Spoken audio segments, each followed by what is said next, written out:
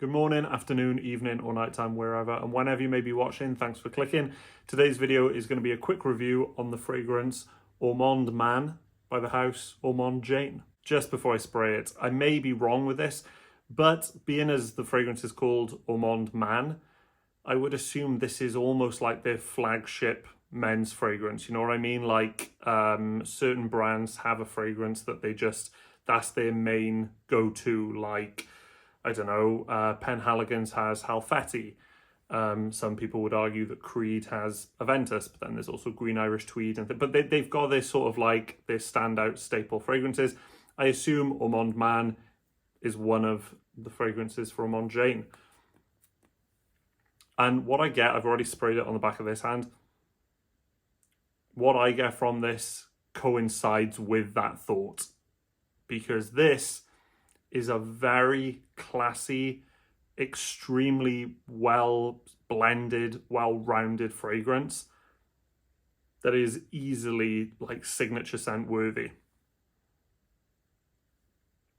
It's just that perfect Goldilocks fragrance where it smells like class, it smells like money, it smells sophisticated, it smells quite unique, to be fair, but it manages to do all that without smelling daring and without being off-putting and things like that. Maybe it wouldn't appeal to people who don't like fragrances because it is fairly complex. You know, people who will just have the run-of-the-mill, whatever's the best seller at the time in the sort of designer realm. Maybe it'll be there's a bit much going on. But I think to the vast majority of people, this will be a pleasing sort of smell. So guys, the notes and what do I get from the fragrance? So at the top, there's juniper berry, bergamot, pink pepper, cardamom, and coriander seeds. It's kind of all there. You know what I mean? Like I've smelled fragrances which focus on juniper berry, so I'm somewhat familiar with that. And I can smell it in this. Coriander, I can definitely smell in this. Pink pepper, sort of run-of-the-mill at this point. Bergamot, another one run-of-the-mill. And it just creates this super pleasing, it's hard to explain. It's like a perfectly rounded everything. Almost everything. You've got soft spices going on, which is from coriander. You've got a slight citrus thing going on, which is bergamot. You've got a slight heat coming in from pink pepper. It is just kind of, I wouldn't say like a perfect scent because I'm not 100% in love with it for me personally, but I think if you was looking at 101, what should we put as an opening of a fragrance? This fits that box. It's a little bit of everything, a little bit spicy, a little bit sweet, a little bit citrus, a little bit fresh, a little bit woody. It's all there. Moving on to the heart notes and the base notes, you've got oud and black hemlock in the heart. Now, another thing that sort of coincides with that feeling of a staple fragrance is I feel like a lot of these fragrances that are their standout performers, they have one ingredient that slightly differs them from the competition. And to me, hemlock is something that I don't see come up all that much. It's not something that I can particularly isolate and say, oh yeah, that smells just like hemlock, because I don't have a clue. The oud, it's not a very oudy fragrance. I think the oud is giving it perhaps a little bit of smokiness because there's no incense or anything like that listed. But the hemlock, I think, is adding a touch. It's adding that sophistication. It's giving it a slight chypre, slightly old school vibe. It's by no means a dated fragrance. It doesn't smell like an old man or anything like that.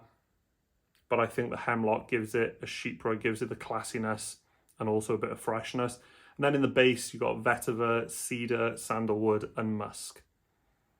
Again, kind of fragrance 101 in a way. You know, if you were looking at those top notes, thinking, yeah, you got pepper, you got bergamot, you got the citrus, you got all that.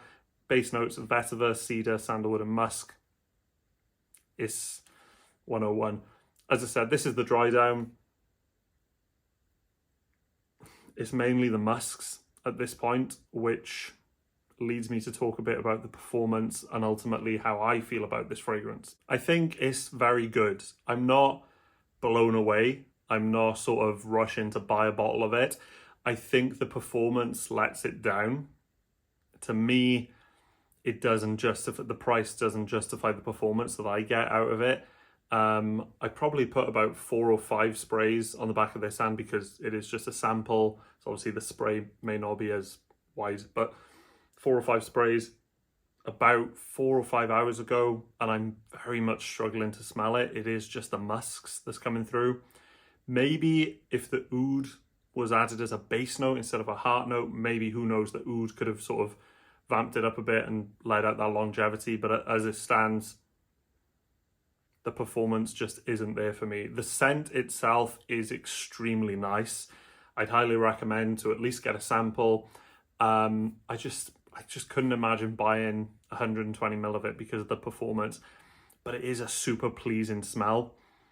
Again, because of the performance, I think this personally would work best maybe as a date night sort of fragrance, but not like a going out clubbing, like a close encounter sort of date night, you know, like a cuddly sort of fragrance. I could imagine it being very well received.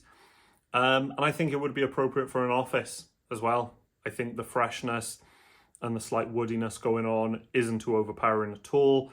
There's something in it which gives me a slight powderiness. There's no iris or anything like that, but it just smells classy and sophisticated, and it is not overpowering at all. In some ways, I wish it was slightly more powerful. But yeah, that's going to be it for my take on Ormonde Man by the house Ormonde Jayne. If you've tried it, let me know in the comments below, or if you've tried anything else from the house. See you on the next video. Peace.